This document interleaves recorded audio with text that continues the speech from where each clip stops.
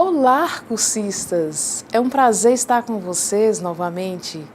Lembrando que a todos que não se esqueçam que temos um fórum Tira Dúvidas. É importante a participação de todos. Bem, hoje começaremos falando sobre a atividade rural no novo Código Civil. Com o novo Código Civil, é considerado empresário quem exerce profissionalmente atividade econômica, organizada para a produção ou a circulação de bens ou de serviços. Por exemplo, a costureira, o eletricista, o encanador, o comerciante ambulante. Não é considerado empresário, mesmo se contar com auxiliares ou colaboradores, o engenheiro, o arquiteto, o contador, o professor. Todo aquele que exercer profissão intelectual de natureza científica, literária ou artista, salvo se o exercício da profissão constituir elemento de empresa. Vamos analisar agora no primeiro slide o empresário. O empresário deverá formalizar sua inscrição no Registro Público de Empresas Mercantis antes do início de sua atividade, isso para que as demais autoridades federais, estaduais e municipais reconheçam a regularidade de pedido de cadastramento, bem como do próprio exercício da atividade. A inscrição que antes se chamava de registro de firma individual não cria outra entidade jurídica diversa de pessoa do empresário. O que ocorre é que a inscrição capacita o empresário para o exercício da profissão de atividade econômica organizada. Então, o que podemos compreender sobre tudo isso aqui é que o empresário ele deve formalizar a inscrição de registro público de empresas mercantis antes de começar a exercer sua atividade. Caso isso não ocorra, ele estará ilegal. Para aquele que explorar a atividade rural, será necessário registrar para se configurar empresário. Com o advento ou com a vinda do novo Código Civil, o produtor rural passa a ser considerado empresário rural, se sua atividade rural constituir sua principal função, sendo assim, poderá requerer sua inscrição no Registro Público de Empresas Mercantis. Mas depois de inscrito, ficará equiparado, para todos os efeitos, ao empresário sujeito ao registro, no Registro Público dessas empresas mercantis. Aparentemente, não permite que alguém busque a inscrição, desde logo sem estar exercendo a atividade rural. Ou seja, que se propõe a desenvolver a atividade rural e, por isso, queira inscrever-se assim como fez. Por exemplo, aquele que pretende dedicar-se à indústria de parafusos. Após a inscrição, o empresário rural, ele equipara-se ao empresário sujeito ao registro.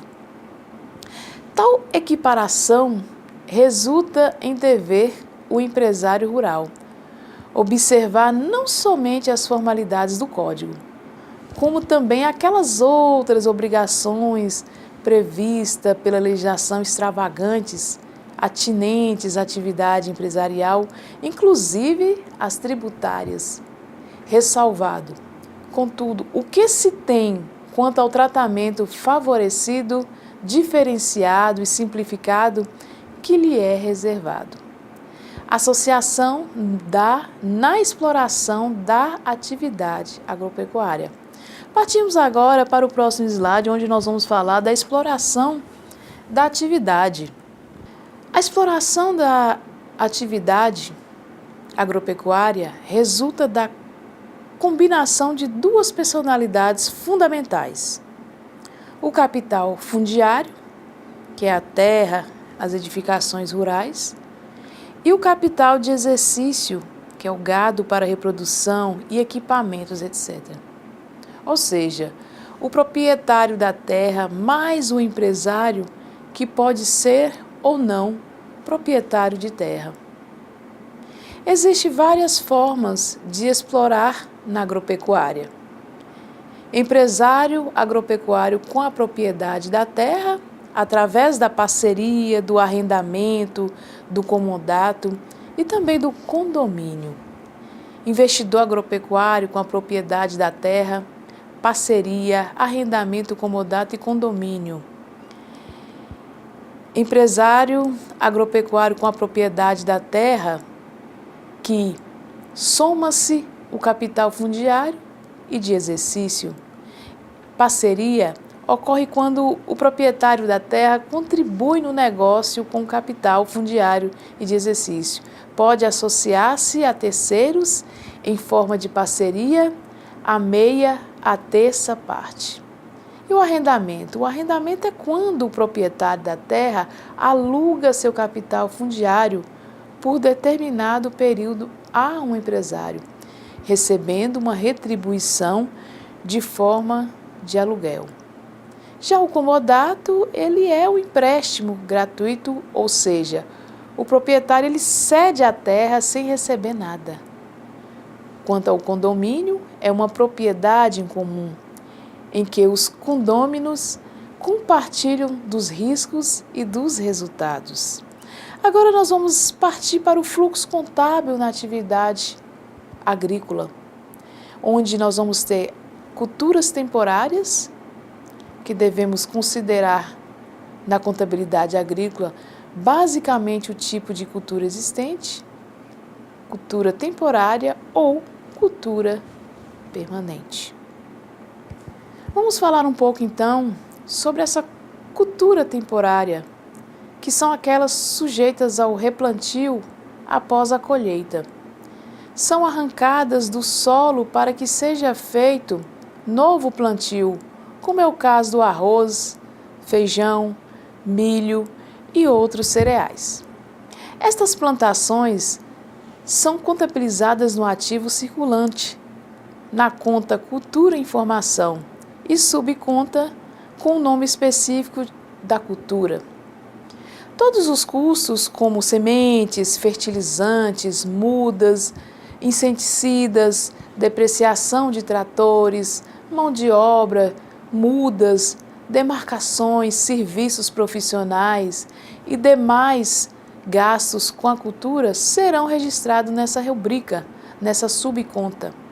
Vale observar que, em se tratando de uma única cultura, o que é raro de ocorrer, todos os custos se tomam direitos à cultura, sendo apropriados diretamente. Entretanto, existindo várias culturas, há necessidade do rateio dos custos indiretos, que é os valores proporcionais a cada cultura. Assim, o que significa rateio? Rateio é o mesmo que dividir. Logo em seguida, nós temos custo ou despesa da colheita. Como é que é o custo de armazenamento e de comercialização? Outro conceito que é conveniente deixar claro nesse instante é quanto a diferenciação entre o custo e despesa na agricultura. O que entendemos por custo? Por custo na agricultura, devemos considerar todo gasto identificado, direta ou indiretamente, com a cultura, como sementes, adubos, depreciação de máquinas e equipamentos utilizados na cultura, fertilizantes e outros. Aqueles gastos não identificados com a cultura, ou seja, que não contribuíram para a produção rural em si, e por isso não acumulado no estoque, deverão ser apropriados como despesas do período. São as despesas comerciais, administrativas e financeiras, e ressalta-se, porém, que ocorrendo quaisquer dessas despesas, como por exemplo juros sobre empréstimos bancários, para o custeio exclusivo da plantação de cebola, estes encargos deverão ser contabilizados no ativo circulante, numa conta que tem o nome em cultura temporária, com o nome cebola. Dessa forma, todos os custos com a cultura temporária, desde a preparação do solo para o plantio até a finalização da colheita, serão registrados no ativo circulante, subgrupos estoques.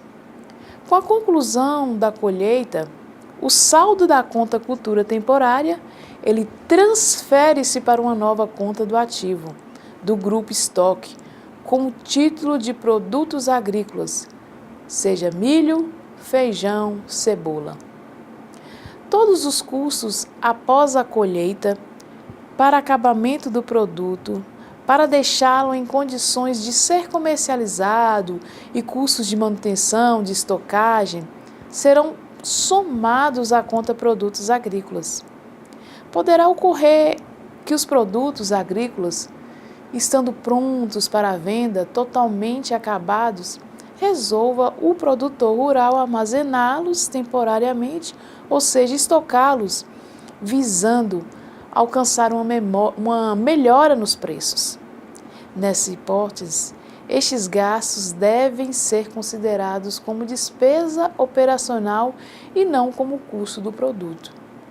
Por ocasião da venda, transfere-se proporcionalmente da conta produtos agrícolas para uma nova conta de resultados, custo do produto vendido, seja maçã, feijão, e a partir deste momento é possível apurar mediante o confronto das despesas de venda e o custo do produto vendido, ou seja, o lucro bruto.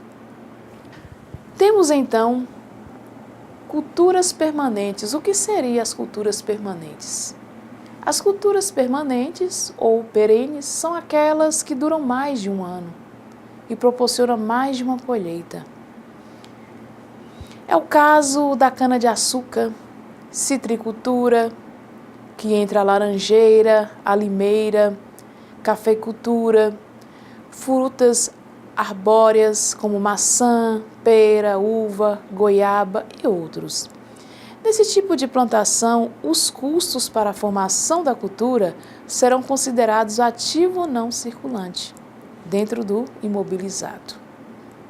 Em seguida, nós temos custo e despesa, que é a colheita, dentro da colheita de armazenamento e comercialização, culturas permanentes.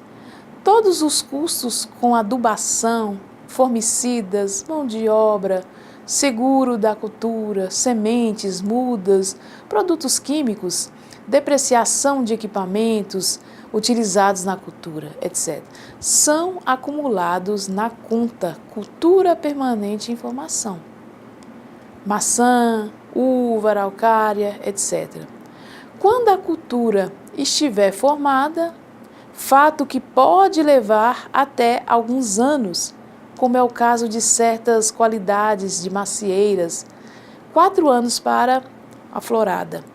E produção, transfere-se o valor acumulado na conta cultura permanente em formação para a conta cultura permanente formada, identificando-se com unia sobre conta a cultura específica.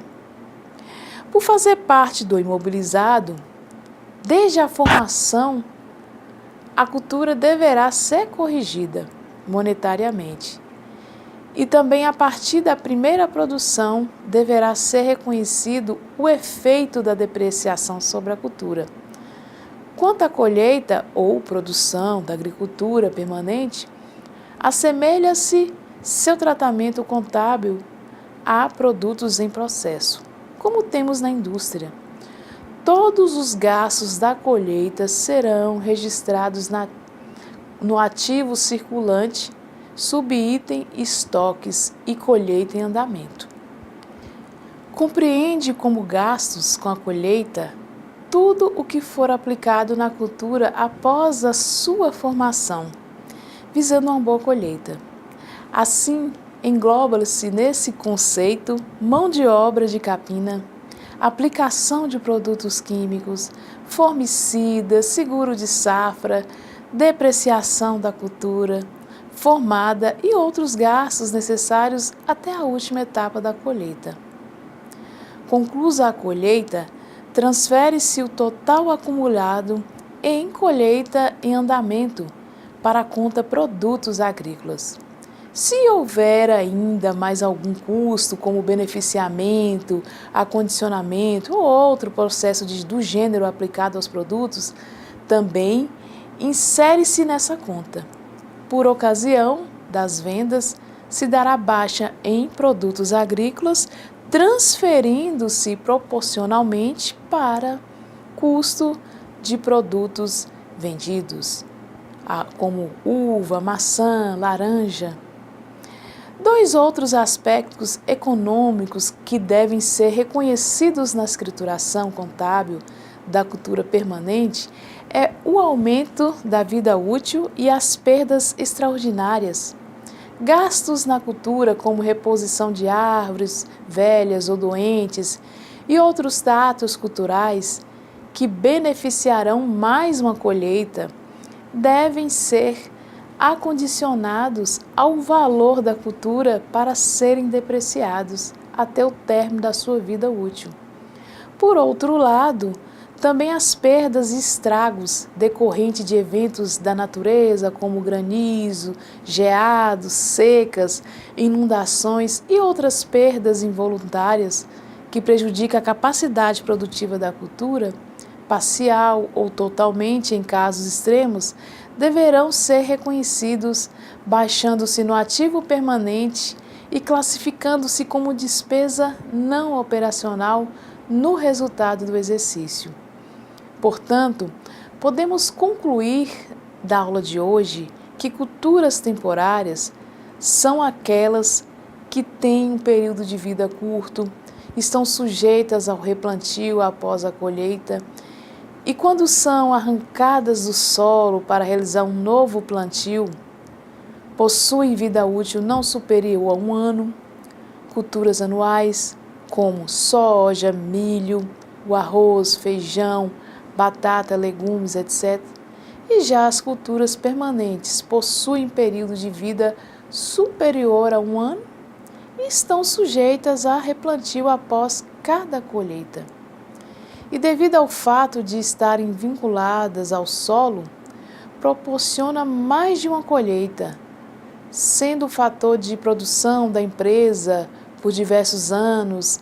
Como exemplo, temos a cana-de-açúcar, citricultura, que é a laranja e o limão, dentre outros. E os custos? São todos os gastos identificados, direto ou indiretamente, como a cultura ou produto, ou seja, relativos à atividade de produção. Geralmente são acumulados no estoque. E como exemplo temos salários do pessoal da propriedade rural, sementes de adubos utilizados no processo produtivo, combustível e lubrificantes usados nas máquinas agrícolas. E com isso, encerramos os assuntos da nossa quarta aula, da nossa quarta videoaula. Eu espero que vocês tenham gostado do nosso assunto de hoje. Peço que leiam o caderno didático e participem do fórum. Um abraço e bons estudos!